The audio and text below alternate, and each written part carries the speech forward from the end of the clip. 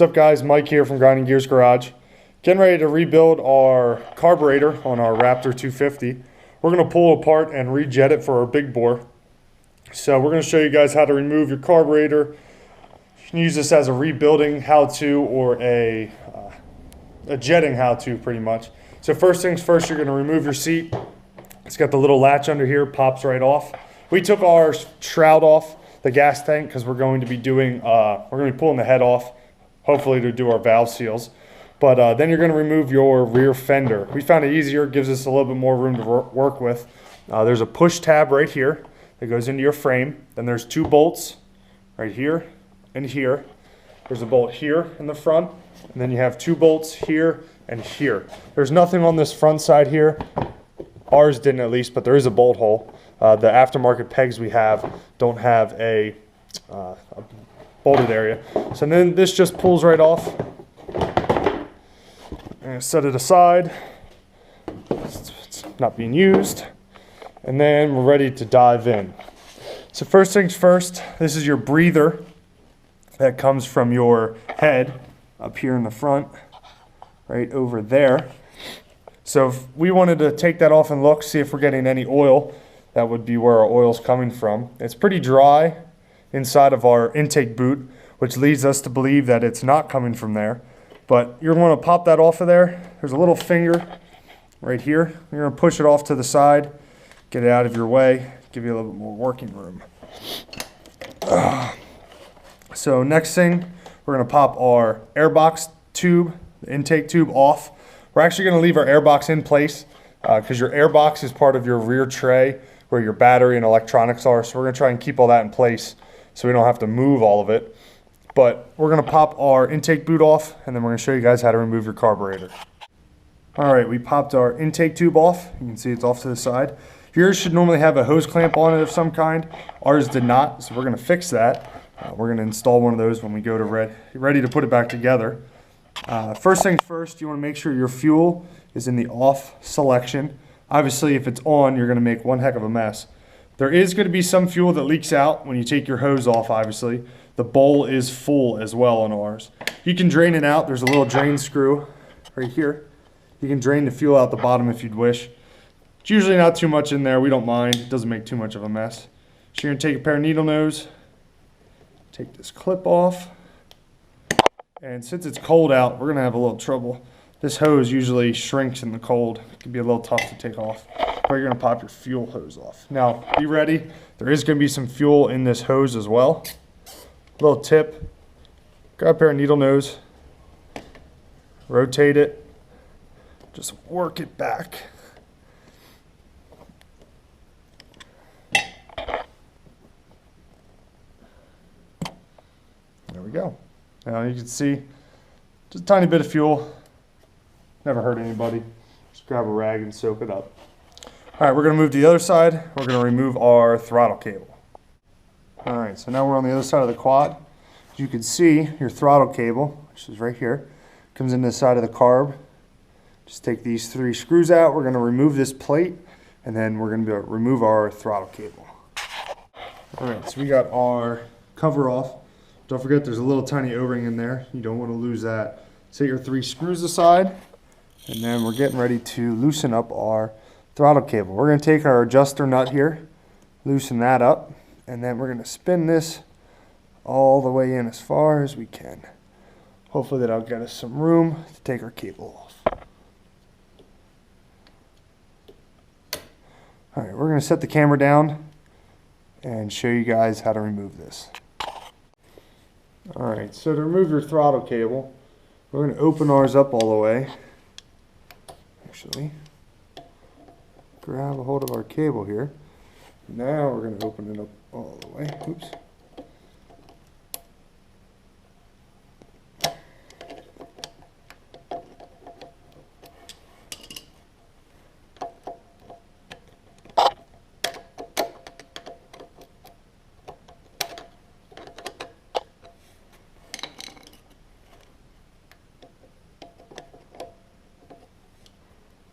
Actually, grab a hold of it with our needle nose. And there we go. She just pops right out. Now there should be a little nut that holds it into place, and it appears that ours is missing. It goes right here in this barrel, and then this barrel fits into that. So we got to figure out where ours is at and why is it's missing. But then you're going to take this nut here, thread it all the way out off the stem.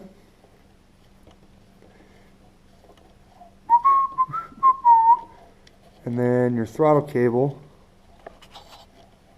pulls right out. So there, our throttle cable's out. We're going to set it off to the side. And now we're going to remove our carburetor as a complete unit. Now on this one, it doesn't look like there's any wires. Some carburetors have electronics hooked up to them. This one does not appear to have any. So you're in the clear pretty much. And we're going to move over to the other side, remove our one clamp, and we should be able to pull our carburetor out. So we took our 3mm Allen wrench, loosened up this Allen bolt right here. Now our carb should just pop right out. It's going to take some wiggling. We're actually probably going to... Oh, there we go. I didn't know if we'd be able to do it with the camera in our hand. So we pop that out. We're going to move back to the other side. It's easiest to take it out that side than this side. There's a few more things. Actually, we may be able to get it out this side. Let's see if we can do it one-handed.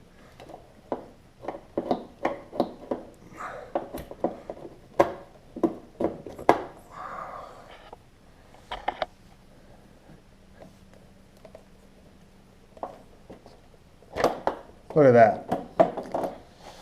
Love when a plan comes together. So, carburetor's out, as you can see, and the overflow is working.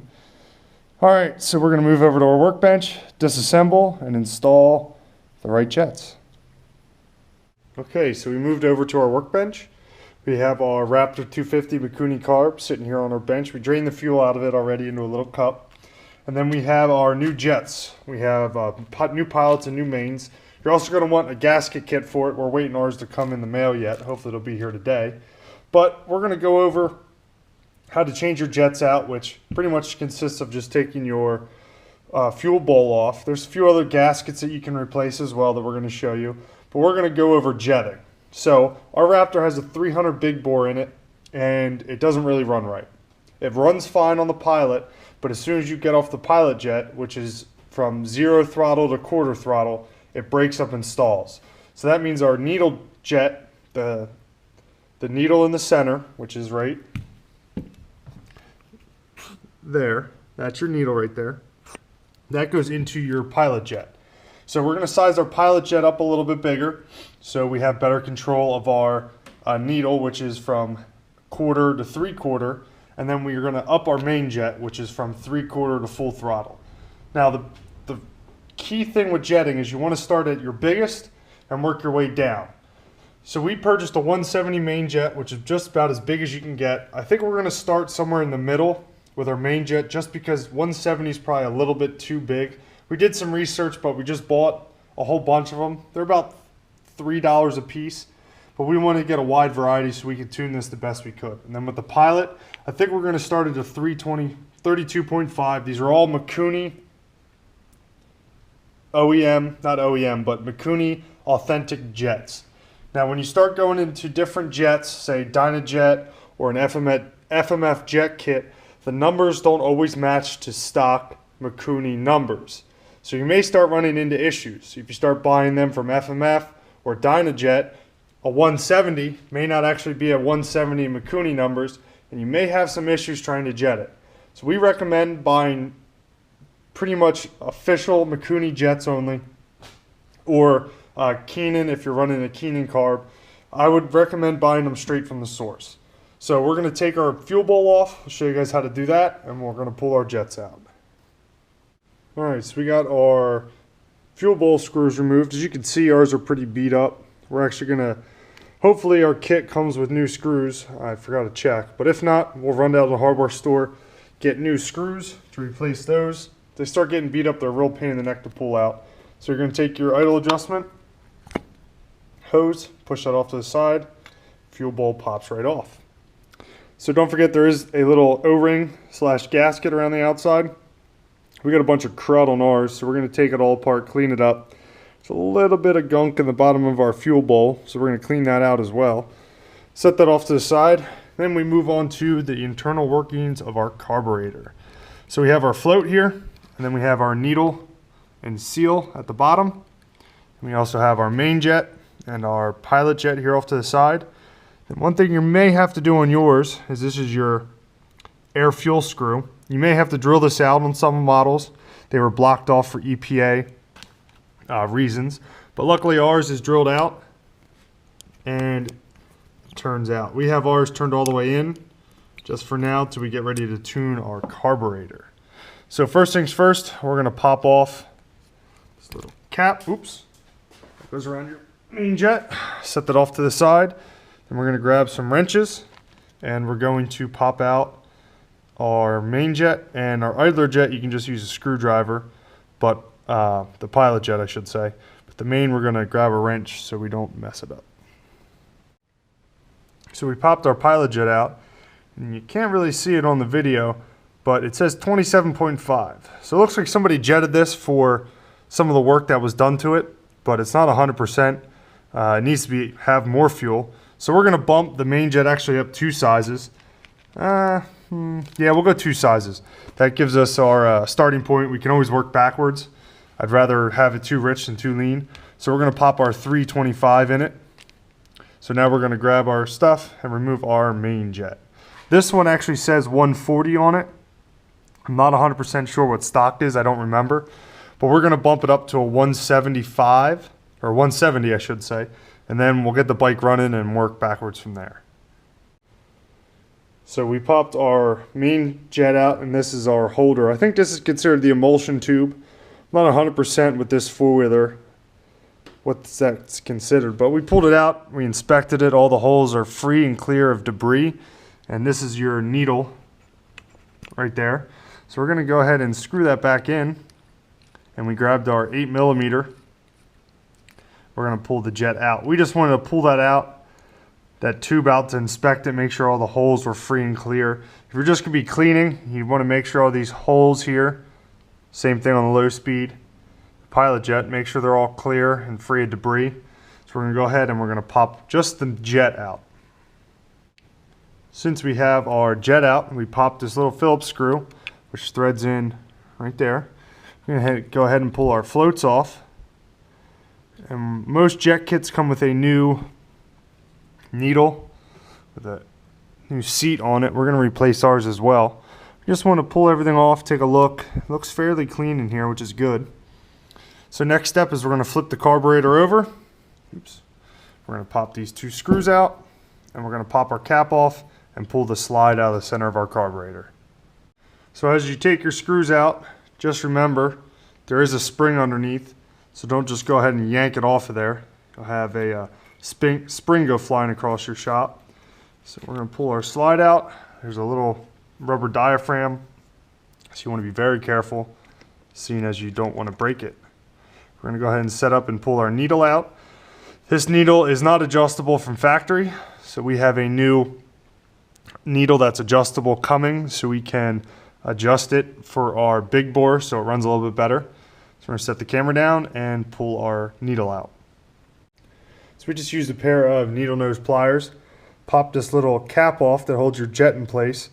Obviously, if your kit comes with it, you want to replace that O-ring, and then your needle falls right out. As you can see, this is not adjustable in any way. Just to double check.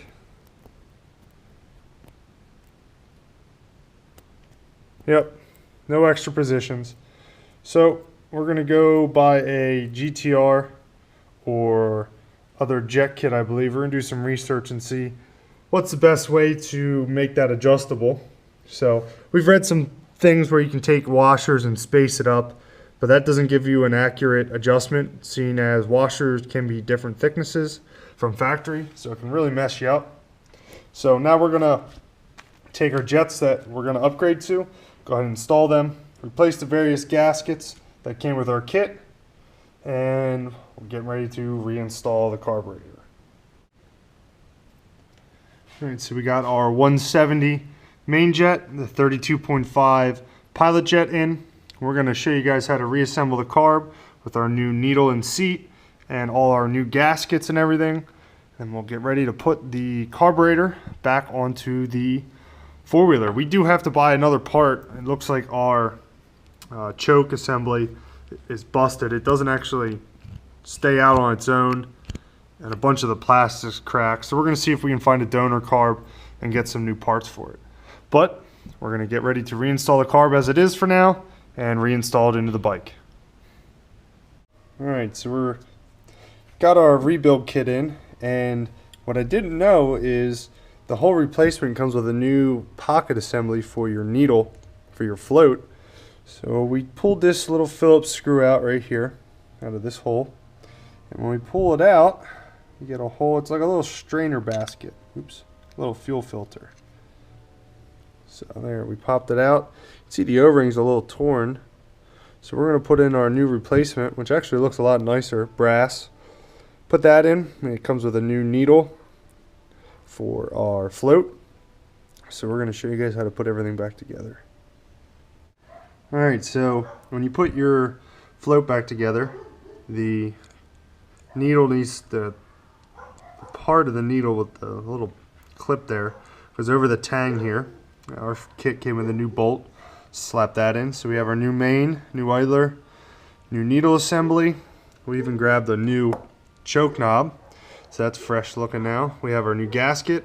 I have to run in the house. The new bolts are sitting in the house as well for the cover. So we're gonna grab them, bolt everything back together, and move over to the quad. We actually found out we had an adjustable jet clip from the previous owner. They look like they ordered a GTYR. So here's an adjustable one. We moved it down. It was at the top. Moved it down 2 notches to give it a little bit more fuel at 1/4 to 3/4 throttle. So we're going to go grab the screws, button this back up, move over to the quad, and go back to tuning the carburetor for the modifications to our Raptor. Alright, so we got our carburetor all back together. Got our 4 new screws here in our float bowl. We're going to move back over to the quad, put everything back together the way that we took it apart. Pretty straightforward. We're going to do a separate video in a couple days going over the tuning process on this Raptor 250. Hopefully our jetting is fairly close. We're going to take it out for a spin, see how she runs. Hopefully it runs perfect so we don't have to mess with the jetting much. So that's how to rebuild your carburetor on your Raptor 250. Pretty straightforward. Once again, I want to reiterate that you want to pretty much primarily try and buy Mikuni authentic carburetors, so carburetor jets, so your numbering stays the same. So the biggest thing is somebody helps you out with some carb numbers. When they tell you a 150, if you buy a Mikuni, it'll be a 150. If you buy a FMF Dynajet, it may not be a 150, so you may be headed in the wrong direction. Thanks for watching, guys. Once again, this is Grinding Gears Garage. Appreciate you guys taking the time to watch what we do. We enjoy it. So give us a subscribe, a like, and we will talk to you guys later this week. We're going to be wrapping up the Raptor, hopefully getting it ready to sell, and we should have some more videos this week of the LT250 and the Blaster. Thanks for watching, guys. Have a good one.